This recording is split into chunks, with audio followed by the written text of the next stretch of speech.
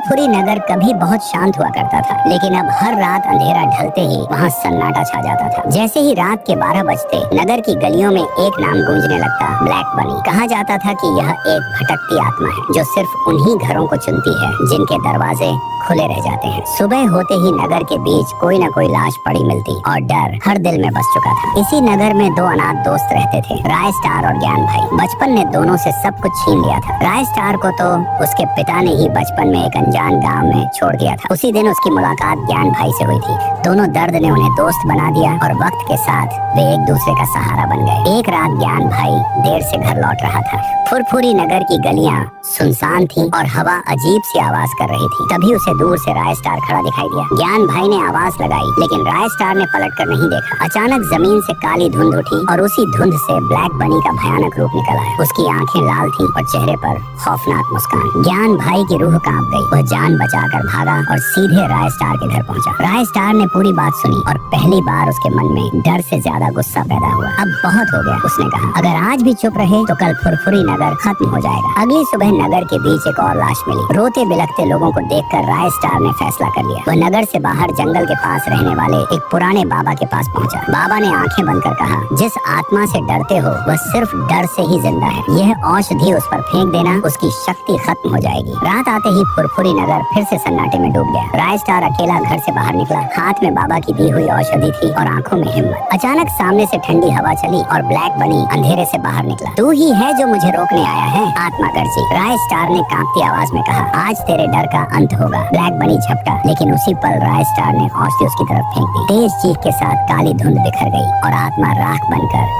जमीन में समा गई। सुबह हुई तो फुरफुरी नगर की हवा बदल चुकी थी। दरवाजे खुले थे, चेहरे पर मुस्कान थी। राय स्टार और ज्ञान भाई ने पहली बार चैन की सांस ली। लेकिन नगर के लोग आज भी कहते हैं, अगर कभी रात में काली धुंध दिखे तो समझ लेना ब्लैक बनी की परछाई अभी भी कहीं न कहीं मौजूद है।